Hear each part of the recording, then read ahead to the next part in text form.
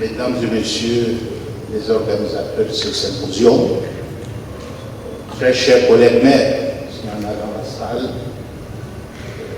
Mesdames et Messieurs les experts, les conseillers municipaux, je suis M. Alié Dieudonné.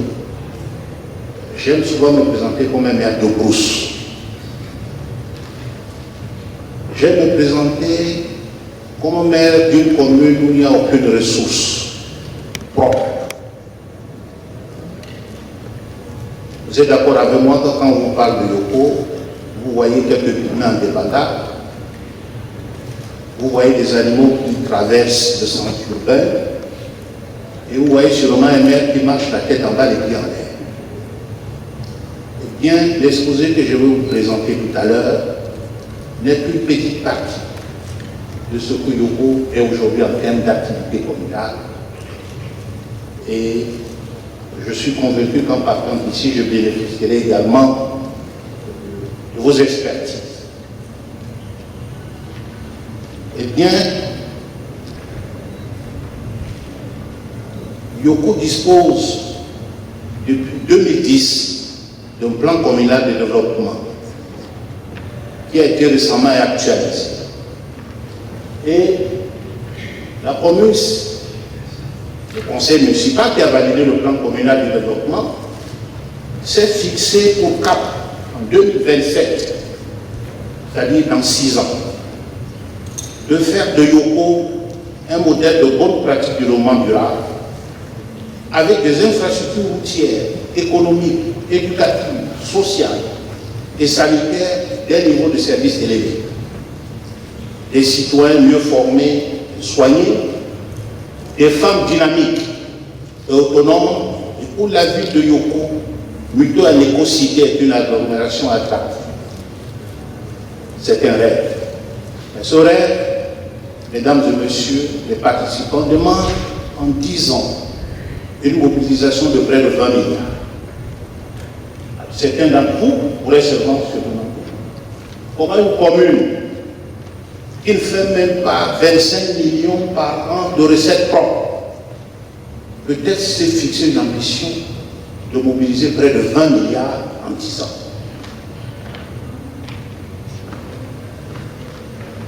Je vous ai dit tout à l'heure que Yoko a été longtemps un territoire enclavé. D'autres diraient un territoire plein de frustration, parce qu'en 1902, la ville de Yoko a été créée sous les Allemands. Elle dépendait directement de Yaoundé. Et en 1916, après que des troupes militaires franco-britanniques, en décembre 2016, ont vaincu les Allemands dans un combat meurtrier à Yoko, les Allemands sont partis avec une partie de la population du côté de Fernandoppo, qu'on appelle, je crois, Malabo aujourd'hui. Les Français sont arrivés. Ils n'ont pas été acceptés par les populations autochtones, les chefs, qui étaient déjà des grands motards. Et 3 ans plus tard, en 1919, la France a quitté la ville de Yoko sous la grande amitié que M. Chevalier avait à l'époque avec un chef puissant de la famille Macha, va déplacer ce qui était le chef-lieu Yoko pour Bafia. C'est comme ça que Yoko va s'éteindre. Et puis en 1926, 7 ans plus tard, on va recréer la subdivision administrative de Yoko, mais cette fois-là, sous Bafia, qui dépendait à l'époque de Yoko. Bafia va devenir la région avec les nouvelles subdivisions, celle des Diki. C'est très bon de savoir ce que Yoko était hier. Et puis, on va vivre un siècle de difficultés. Et le maire actuel de Yoko, qui vous parlait à son 3e mandat, je suis arrivé, j'ai pris la section de service en août 2007, et le compte administratif de l'année 2007, si vous le parcourez, vous allez trouver recettes locales de la commune, 87 000 francs toute l'année. Ça ne fait même pas 1000 francs par an. Quand nous avons validé le plan communal de développement, je me suis dit qu'il fallait réfléchir sur tous les gisements possibles pour avoir des ressources externes. Le premier de ces gisements fut le budget de l'État. Et tout à l'heure, l'expert qui est intervenu a demandé aux communes d'avoir des études maturées. Mais monsieur, je vais vous dire, en 2008, quand j'ai commencé, parce que je suis d'abord de profession ingénieur, à rédiger, à financer les études de faisabilité technique sur le budget communal, ça avait pris à l'époque 3 à 4 millions, je ne peux pas vous dire que les vives protestations sont venues de conseillers municipaux qui sont pourtant des élus, qui ont inondé le MINAT à l'époque, présentant à des villageois des documents comme ça en leur disant voici la paperasse que le maire nous présente qui coûte 500 000, c'était un voleur qu'on n'avait jamais vu. Donc, je voudrais dire à l'expert qu'il y a à l'intérieur de nous un changement de paradigme si nous voulons réussir la décentralisation. À l'heure actuelle, les communautés bénéficiaires ont la difficulté de se mettre dans une camisole pour accepter le montant des consultants qu'il faut faire, qu'il faut pour des études de faisabilité. Eh bien, avant de chuter sur le sujet que vous mettez, le doute s'est dissipé quand en 2009, sur les ressources, il n'y avait pas encore les ressources transférées. Sur le budget qu'on envoyait dans le BAMEKIM en 2009, le conseil avait 80% des ressources. C'est-à-dire que ma commune, moi je montais des projets pour les sectoriels. Je n'étais pas au courant. Je vais au ministère de l'Agriculture, je monte des dossiers, pourvu que ma commune se développe. Et ces sectoriels ont eu des big terres qu'ils n'avaient jamais vus. Et c'est après avoir vu ce volume de financement qui arrivait dans le BAMEKIM à 80% pour locaux, les gens ont commencé à comprendre que c'était la bonne voie, vous ne pouvez pas développer une collectivité sans études de faisabilité. Maintenant, en ce qui concerne la coopération décentralisée, à Yoko, nous avons la coopération décentralisée dans plusieurs secteurs. Nous exerçons dans des activités de formation, de l'accompagnement des femmes, des initiatives climat, et vous verrez tout à l'heure, comme si mon prédécesseur et moi s'était concerté, de l'écotourisme et de la réalisation des projets de développement durable. Je voudrais rapidement vous présenter le bilan. Je vous ai parlé tout à l'heure des données statistiques. Avant de tomber sur le bilan qui est là, sachez que Yoko, c'est 15 000 km², 1,3 fois plus grand que la région de l'Ouest, plus grand que le Cap-Vert. Donc vous avez devant vous un maire qui a un territoire pays. Alors, le bilan de la coopération décentralisée se présente comment? La première convention que j'ai signée, c'était en 2008. C'était avec le PADER, il existe aujourd'hui. Parce que je me suis rendu compte que je n'avais pas de gens outillés. Mon personnel, c'était un ensemble de gens hétéroclites. Vous avez 3 personnes qui viennent le matin, après 3 heures de temps, ils sont répartis à la maison. Vous faites quoi? Vous les chassez? Non, vous les chassez, vous apportez un contentieux social. Donc, comment faire pour les encadrer? J'ai approché le PADER. Le PADER nous a permis de faire le diagnostic institutionnel de la commune, les forces et les faiblesses, parce qu'on n'avait pas à l'époque de plan communal de développement. Il fallait que je prenne des experts. Et dès 2010, le PADER a commencé à former mon personnel avec des cours spécifiques en tenant compte de leur niveau. À 80%, ils avaient le BEPC.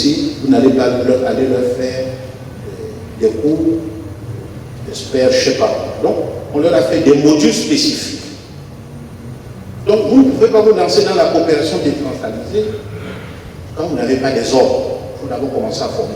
Nous avons commencé. Après, nous avons eu le soutien du Centre de la forêt communale. Là, c'est une association qui fait dans la gestion, qui accompagne les communes. On a signé une convention.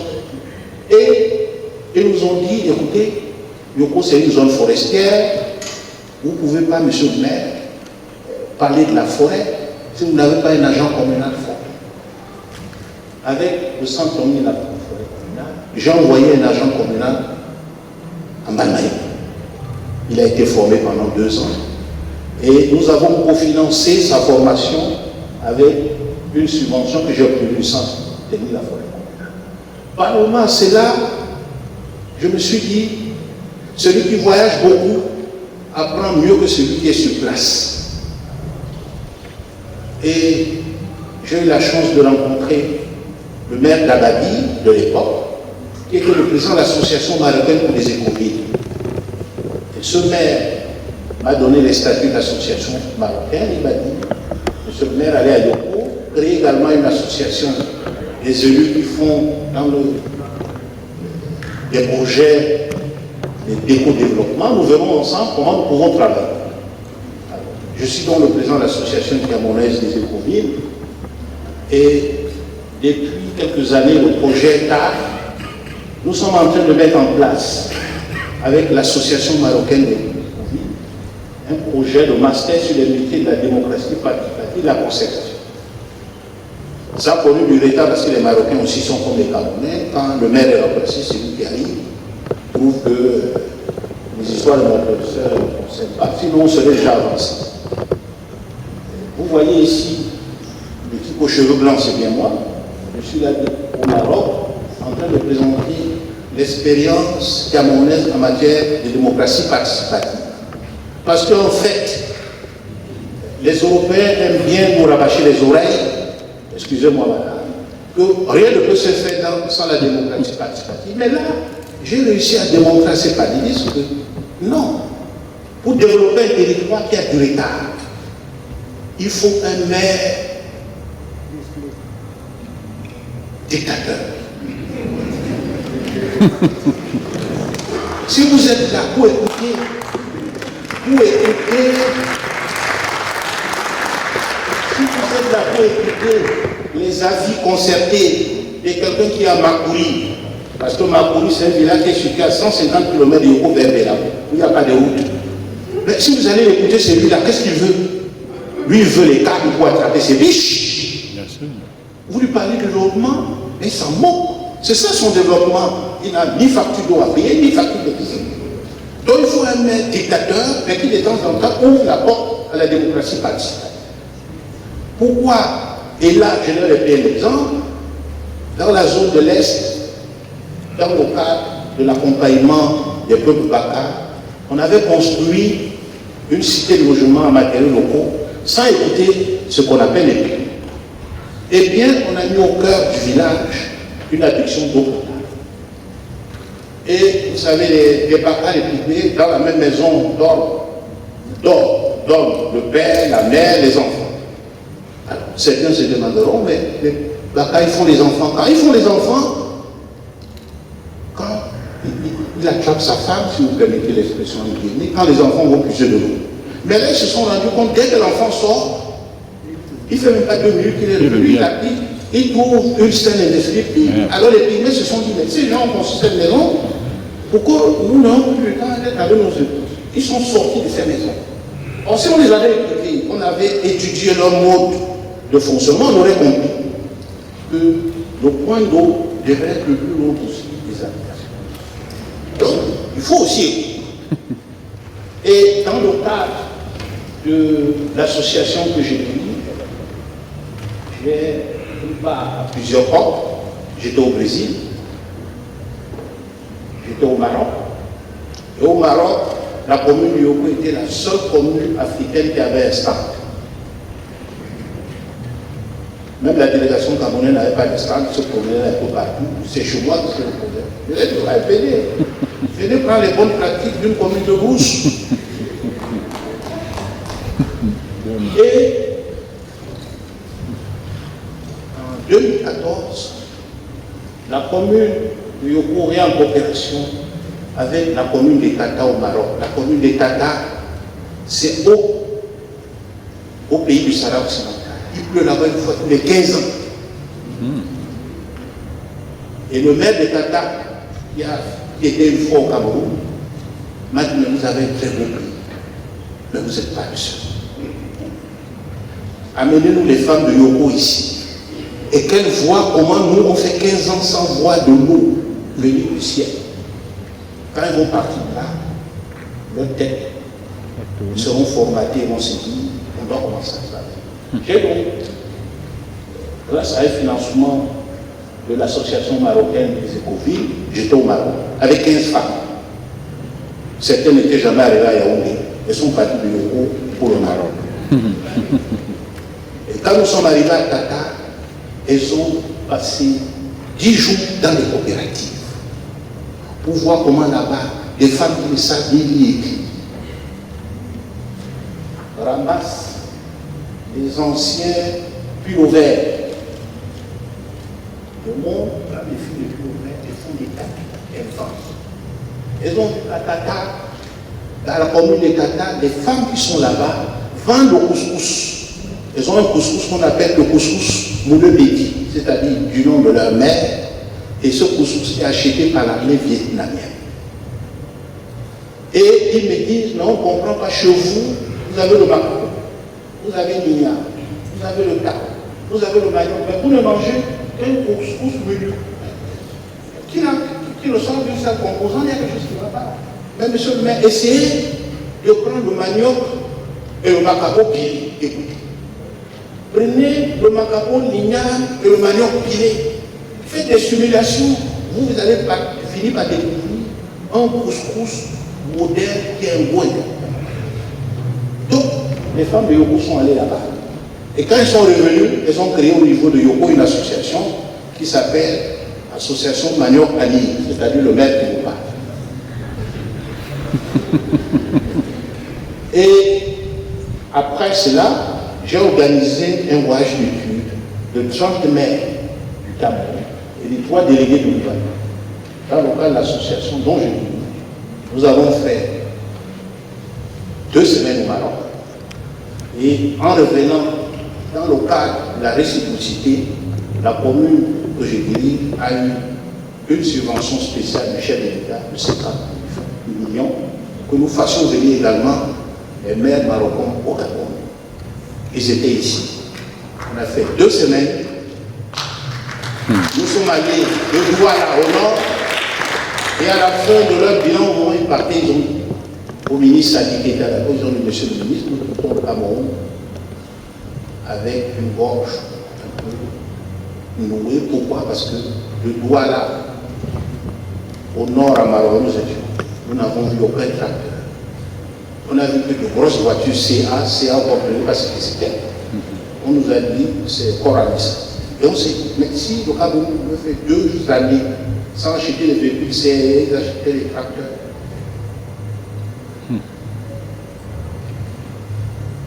Chacun peut méditer sur ce que les Marocains ont dit. Revenez en arrière, s'il vous plaît.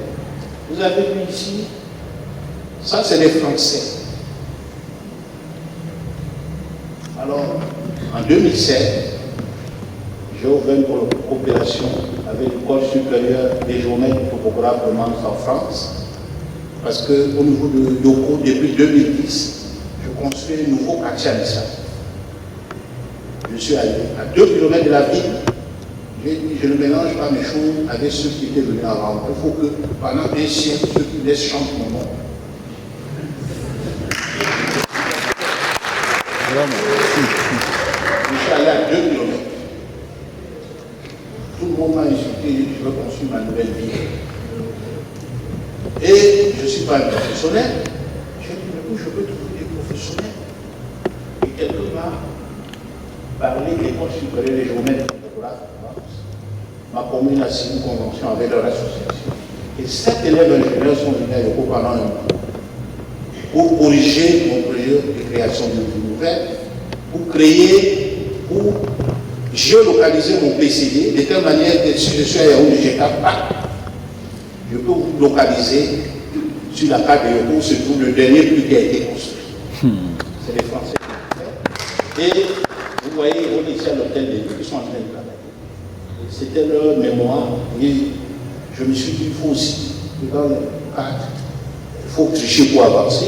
Avec le ministre, j'ai fait venir à Yoko 5 étudiants de l'Institut supérieur de technique agricole qui se sont collés à eux.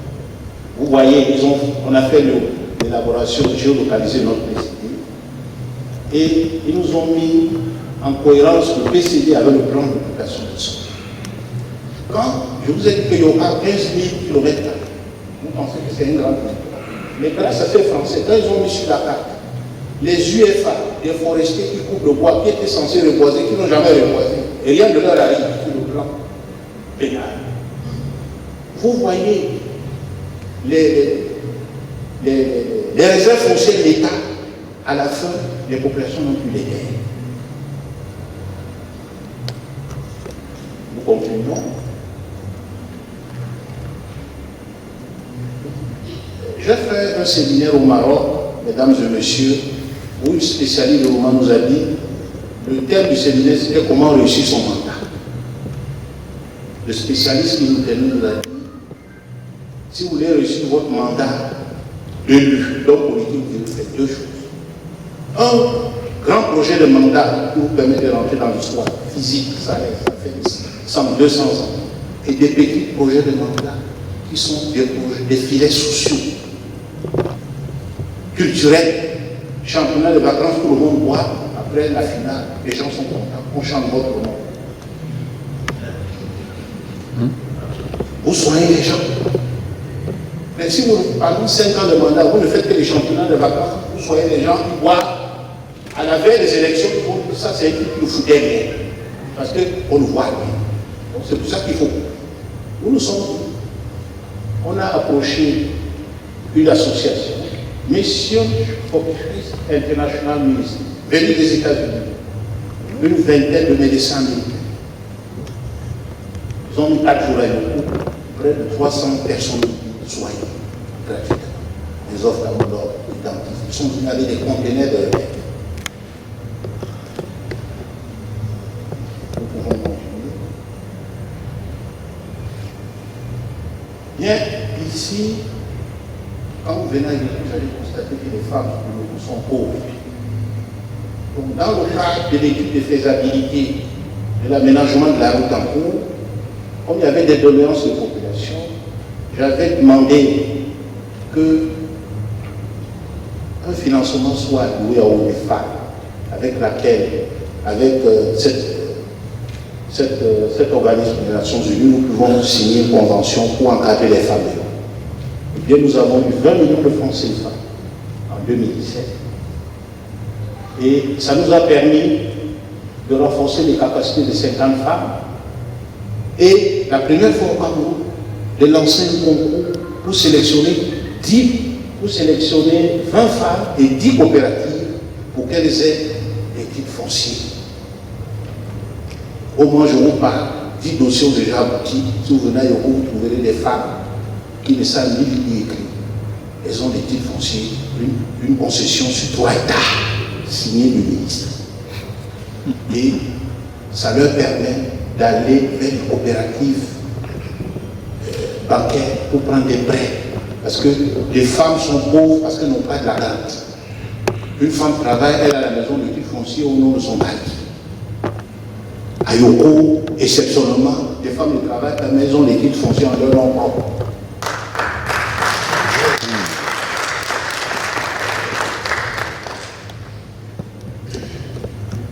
Et ici, vous voyez, ces femmes, elles ont été sélectionnées à partir d'un concours.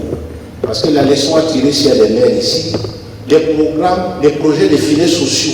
Il faut faire des appels à candidature pour les sélectionner. Sinon, les gens vont retrouver là les noms de vos fiancés que vous avez rencontrés quand vous étiez jeunes. Pour mettre au-dessus de ce genre d'histoire, vous faites des appels à candidature.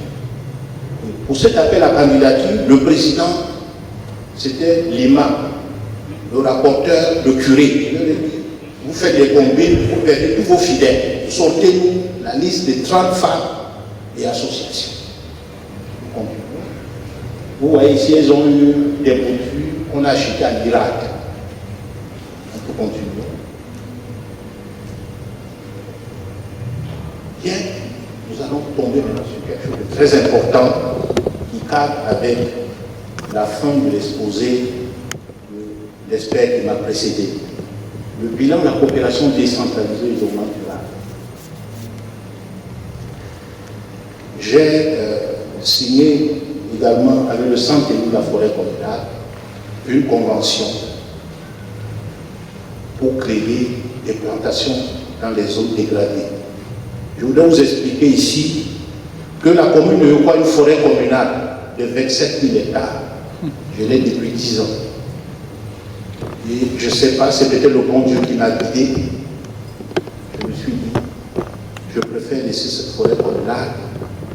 Le jour où je pars de la mairie, je dirai à celui qui me remplace, mon cher ami, quand je suis arrivé ici, celui que j'ai remplacé ne m'a rien ici. À toi, je te laisse un livret de 27 000 hectares de forêt. Donc si tu échoues, ne dis pas que je t'ai rien ici. Et un matin, j'ouvre Cameroun Tribune. Je découvre que les Français, à travers leur agence de développement, ont alloué un financement au PNDP pour faire des projets RED, des projets climat. Dans le centre, sud et est, on voulait une seule commune. Toutes les villes, les communes, les grandes villes ont compétit. J'ai appelé mon secrétaire général, je lui ai dit, nous montons notre offre, ça sera conservation intégrale de la forêt communale de Yoko pour la préservation mondiale du climat. Et j'ai dit à moi, et on va gagner. On a battu la communauté urbaine de Yaoundé. Dans le centre, sud-est, seule une commune a été retenue, celle de Yoko. Mais vous n'applaudissez pas maintenant.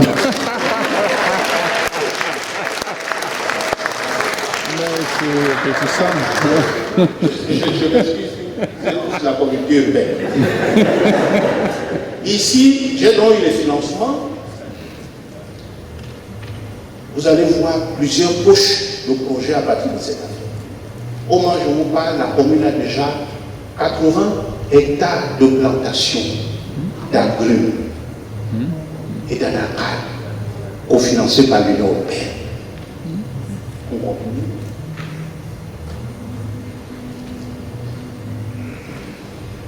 Je vous ai dit que j'avais gagné un concours, le concours RED, qui est une opération pilote au Cameroun, dans la région centre-est. Sans couper le bois, la commune de Yoko a eu 162 millions.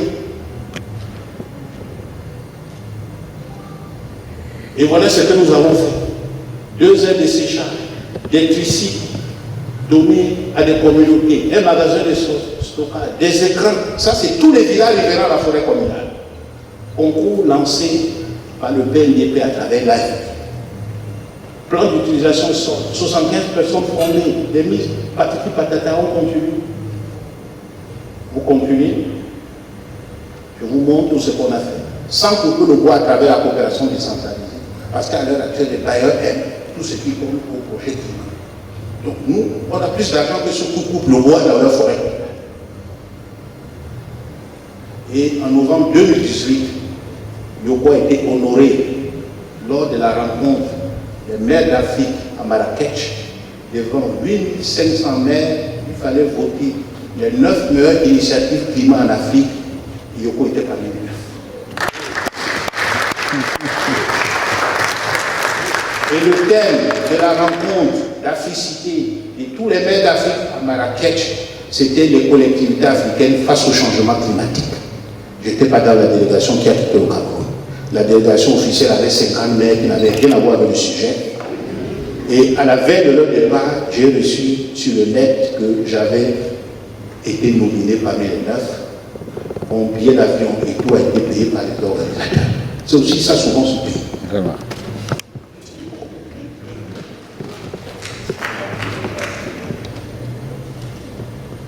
Maintenant, il y a un an, la GIZ a lancé encore un concours sur les meilleures initiatives, sur la gestion durable des ressources. Yoko a compétit, Yoko a encore gagné. Mais cette fois-là, on n'est pas seul. On avait Minka et Jack. Vous pouvez continuer. Alors, les activités qui sont déjà réalisées, et la GIZ nous accompagne à la délimitation des frontières de la forêt communale, parce que nous, on est limitrophes avec Nama et Yoko, au suivi de la biodiversité, à la sensibilisation des villages, à la création de comités paysans forêts, à l'inventaire des anciennes plantations de terre, et là c'est très important.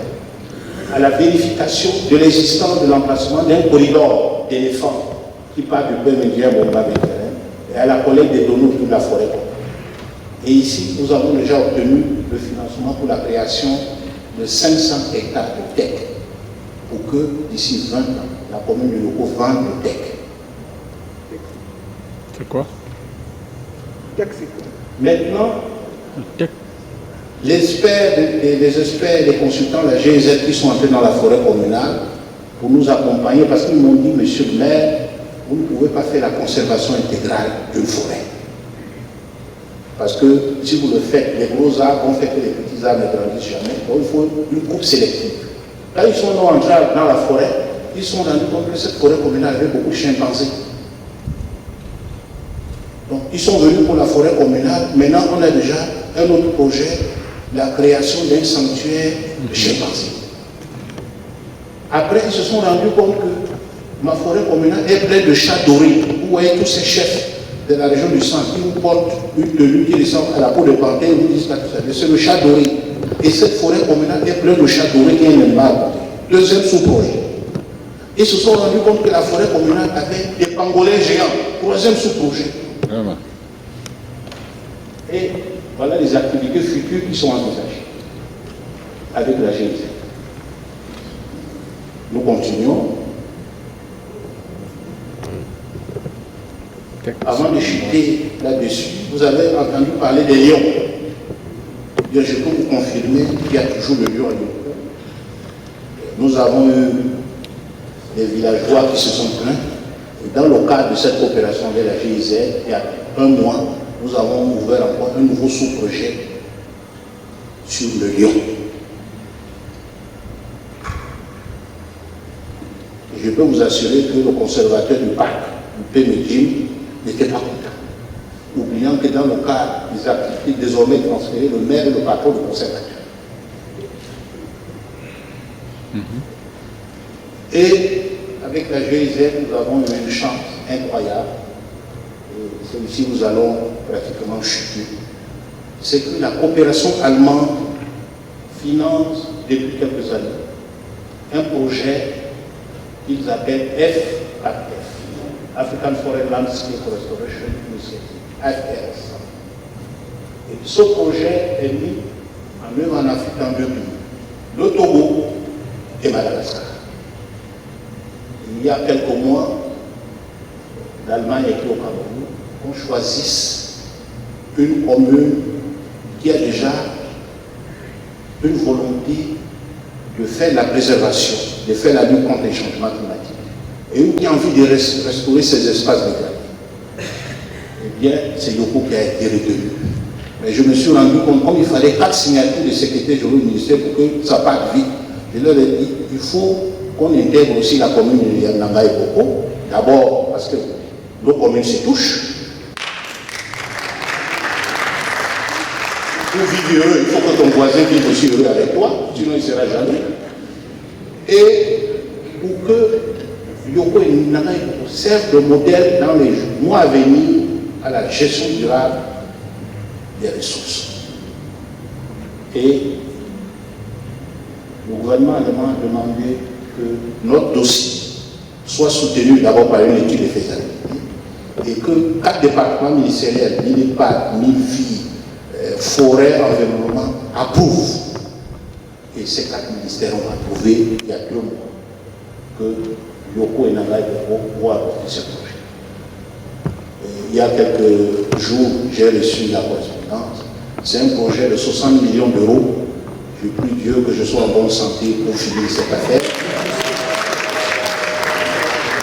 Donc, 3 milliards. Ça commence l'année prochaine.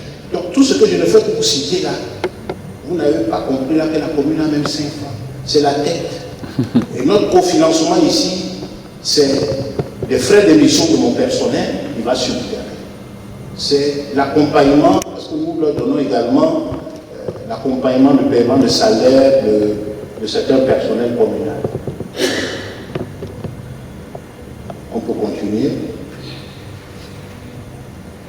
Voilà. À titre de conclusion, j'ai peut-être été un peu long. Je voudrais voudrais dire à mes chers collègues, mais surtout nous qui n'avons aucune ressource, que ne pas avoir des ressources propres ne veut pas dire accepter le gouvernement. Il faut être inventif. Et je peux vous assurer que chaque année, dans le cadre de la coopération décentralisée, si vous allez sur le net, vous verrez les appels à candidature. Donc s'il y a ici le personnel communal, accompagnez vos maires en allant chercher les appels à candidature sur tout type d'initiative, surtout les initiatives sur les domaines ruraux, les initiatives climat. Vraiment, laissez ces histoires, vous attendez des CAC ou le personnel. À Yoko, mon personnel a 3 4 mois d'arrêt de salaire. Mais ils s'en foutent parce que dans ces projets-ci, ils sont constamment renouvelés dans les descentes sur le terrain. Donc, la coopération décentralisée est, je pense pour moi, à la lumière de la commune de Yoko, un exemple très important qui puisse permettre à nos collectivités de s'en sortir. Je voudrais, si vous permettez, que vous reveniez à la première page.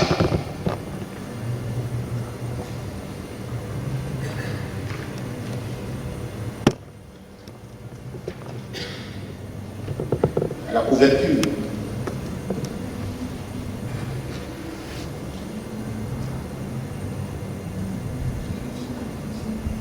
La couverture.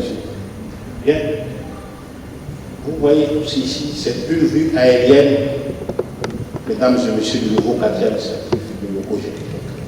En 2010, il n'y avait rien dans cet endroit. J'y ai construit un nouvel hôtel de ville. Il y a des lotissements. J'ai bénéficié d'un financement spécial pour construire des logements sociaux. Donc, dès janvier, jour, les fonctionnaires de Yoko peuvent habiter dans un cadre décent, dans des logements sociaux qui ont été construits par la terre. Nous nous sommes retrouvés, il y a 4 ans ici, appelés par le MINEPAC qui voulait apporter des appuis budgétaires aux communes. Chacun s'élevait, celui-ci demandait les salles de classe à repair, d'autres les plafonds qui sont tombés. Et Yoko est intervenu le 3e jour, je dit, je ne suis pas venu ici pour écouter ce genre de discours, je suis venu ici pour que vous me donniez de l'argent pour construire des logements sociaux. Eh bien, la moitié de la salle s'est mise à rire. Aujourd'hui, moi j'ai construit 15 logements sociaux dans le cadre d'une subvention spéciale à la ville de Yoko, pendant que les autres viennent d'acheter des plafonniers, des sacs à classe. Et vous voyez la rue, c'est bitumée, ce n'est pas une route nationale. C'est que dans le cadre du bitumage actuel de la route Yoko-Lena, j'ai réussi à faire de lobby et je remercie ici le gouvernement. J'ai obtenu un accord exceptionnel pour qu'on butue ce nouveau quartier administratif à 1 milliard avec un plan type de route nationale. Donc, ce quartier administratif a une voirie sur le plan type des routes nationales. Voilà. Et au moment où je vous parle, j'ai encore obtenu, mesdames et messieurs, un accord spécial pour que la traversée urbaine de Yoko soit 4 fois. Si vous venez au mois de février à Yoko, vous allez croire que vous êtes en train de vous promener sur les villes de Marrakech. J'ai terminé.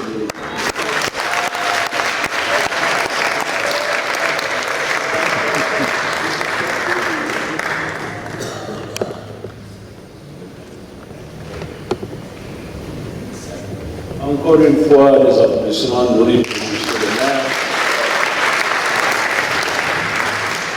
Voilà, mesdames et messieurs, chers congressistes, voilà, je crois, un cas pratique du dynamisme d'un maire pour dire que, à l'issue des exposés présentés par les experts, que nous avons les moyens de développer nos collectivités territoriales décentralisées.